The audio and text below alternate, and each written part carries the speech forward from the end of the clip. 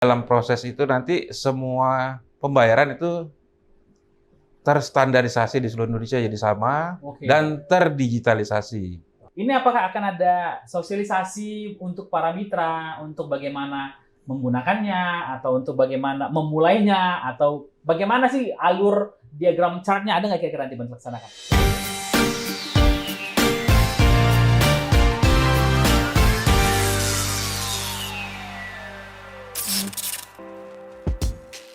Selamat sore teman-teman, rekan-rekan luar biasa. Hari ini kita akan bahas sedikit tentang topik bagaimana PLN dengan Green, Lean, Innovations, dan Customer Focus-nya akan menggiring PLN menjadi perusahaan pilihan pertama terbaik di Asia Tenggara. Dan hari ini kita akan kupas tentang isu terbaru yang memang baru diimplementasikan di Sumatera Utara dan juga seluruhnya ada di PLN Indonesia. Isu terhangat hadir pada hari ini bagaimana ketika PLN bergerak dari kondisi yang gemuk menjadi lebih ramping. Green Lean adalah salah satu topik yang hangat yang selalu berkembang hingga pada saat hari ini.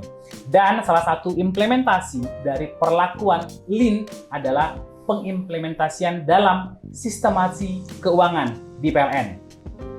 Apa, bagaimana, dan kira-kira nih apa yang menjadi hot issue dalam implementasi centralized payment di unit induk wilayah Sumatera Utara, kita akan kupas secara tuntas bersama narasumber saya pada sore hari ini, yang tentunya kita akan terhubung dalam acara posting podcast PLN Sumut Amazing untuk Anda semua yang menyaksikan pada hari ini. Dan narasumber saya hari ini adalah saya panggil Mas Dedi Sofrija selaku manajer sub bidang keuangan PLN unit induk wilayah Sumatera Utara. Selamat sore, Mas Dedi.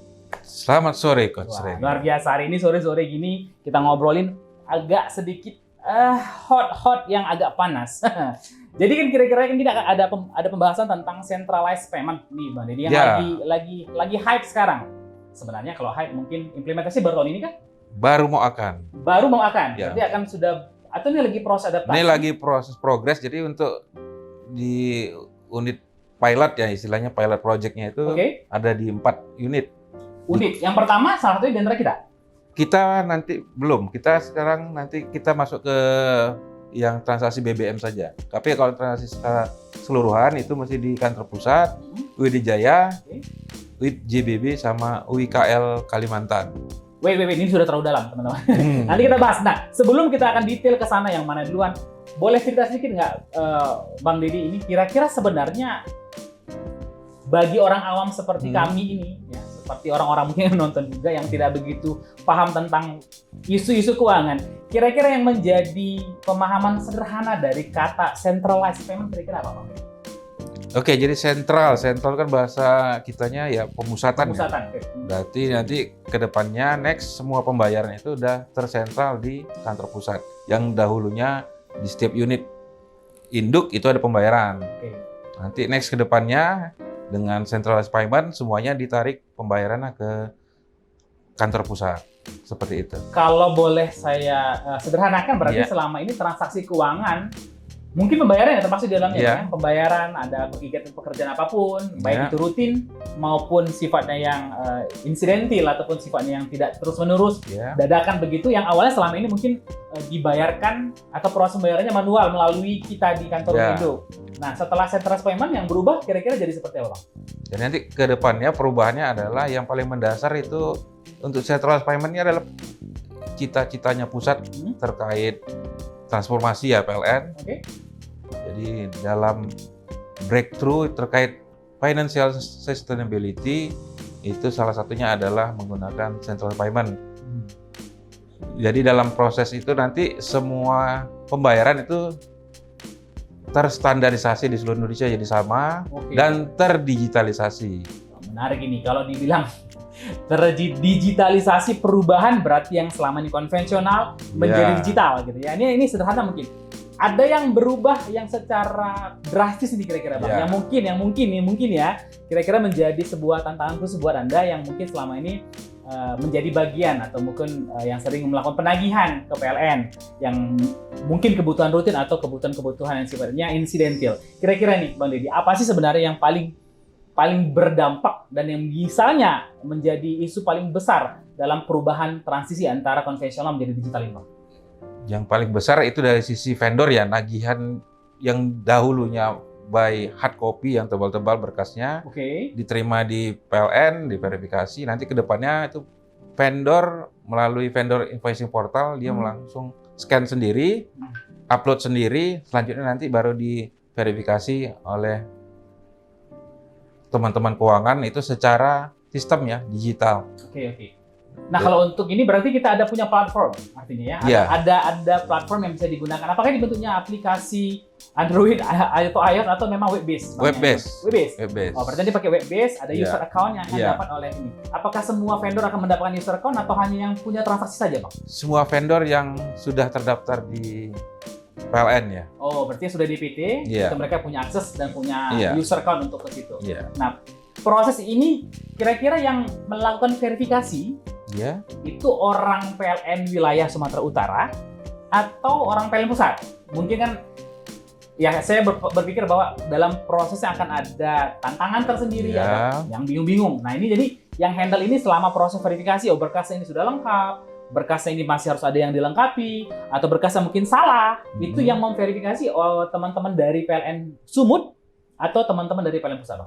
Oke, jadi nanti untuk transaksi pembayaran pihak ketiga ya, baik itu operasi atau investasi, itu nanti verifikasinya itu dilakukan oleh PLN pusat. Jadi teman-teman di user pengguna ya, kalau itu pengguna dan vendor itu nanti mereka verifikasi, self verifikasi lah dulu terkait syarat bayarnya.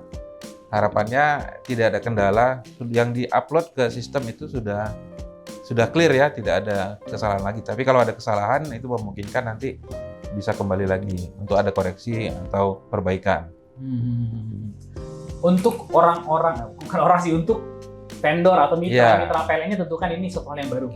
Saya pikir juga ini bukan hal yang mudah ya bagi vendor-vendor. Kira-kira kedepannya nih Bang, sebelum nanti ini kan go live-nya kan rencananya kapan? Kita rencananya kalau on schedule ya kita di April ya.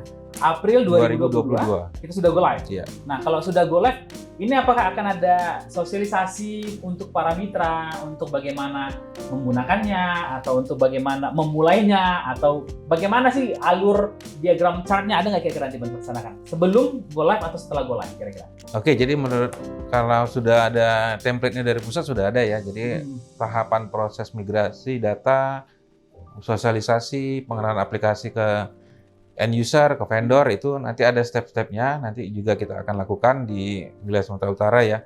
Jadi harapannya nanti pada proses transformasi ini ya proses pengalihan transformasi teknologi ya, ini kan teknologi baru ya. Itu bisa ya smooth lah berjalannya supaya waktu kita juga tinggal 3 bulan lagi ya, tidak waktu efektifnya mungkin cuma 2 bulan kerja kan gitu.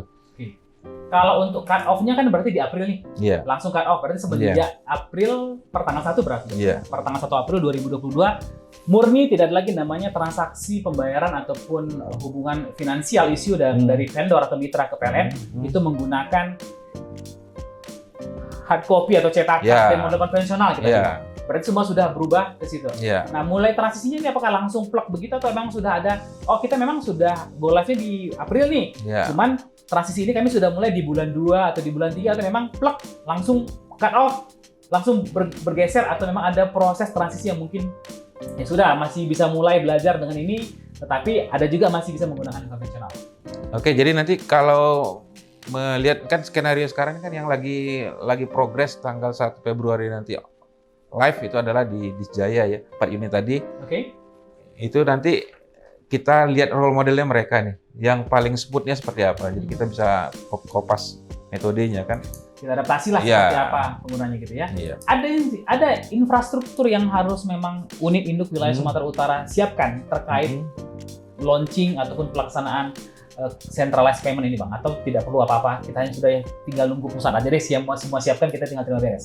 Oke, jadi kalau menurut skenario-nya sih nanti itu berkas penagihan ya, karena secara undang-undang di Indonesia bahwa penagih itu harus ada haknya tetap ada, cuman itu tadi hanya yang prinsip aja, tidak seperti yang sekarang mungkin tebal-tebal ya, mungkin nanti ada cuman hanya 10 lembar saja.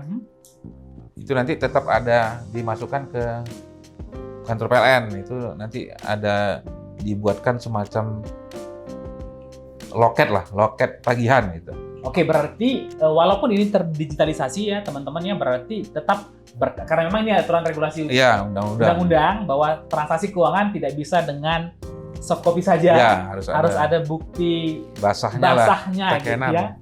Hitam di atas putihnya memang bertanda tangan pena yang asli yang harus dikirimkan. Berarti tetap secara digitalisasi didaftarkan, dimasukkan melalui portal yang sudah disiapkan, melalui akunnya masing-masing.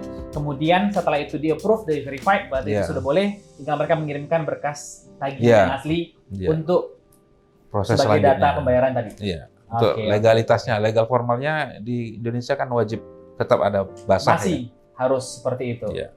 Oke. Nah, untuk di Unit Induk Sumatera Utara ini, Bang, apakah memang ada, kalau kita kan dulu pada saat PLN itu mulai meluncing yang namanya PLN Mobile untuk kebutuhan subsidi.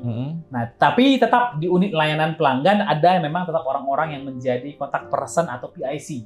Manakala seandainya ada masalah, jadi mereka punya ya seperti helpdesk lah mungkin, Bang. Bagi vendor sendiri atau mitra kita sendiri, apakah memang ada disiapkan seperti hotline calls atau memang helpdesk email yang mereka kalau punya kendala atau punya masalah, punya pintu atau portal tertentu yang bisa digunakan untuk, Pak, ini ada masalah gimana ya, atau misalnya akses akun yang bermasalah, update akun seperti apa, kira-kira ada nggak, Bang?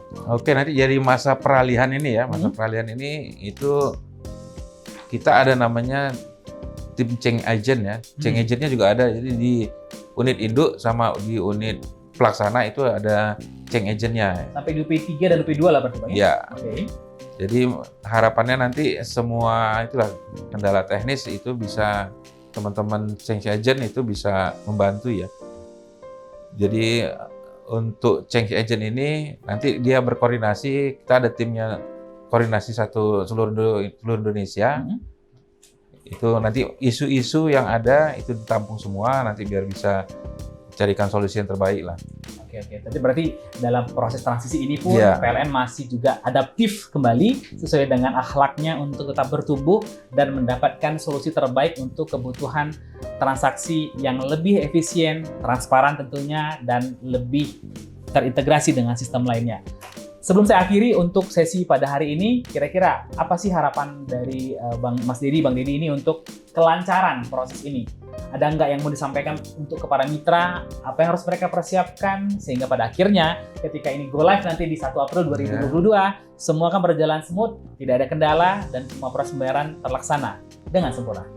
Oke, baik. Jadi terkait pembayaran yang sentralisasi nanti, itu harapan kita, ini kan karena aplikasi baru, jadi nanti di sisi vendor ya sebagai pihak yang paling terasa nanti impact-nya itu harapannya ya mereka menyediakan inilah ya tenaga SDM-nya yang bisa qualified lah, karena kan terkait digitalisasi ya. Jadi untuk proses administrasinya biar tidak ada kendala dari sisi si vendor sendiri.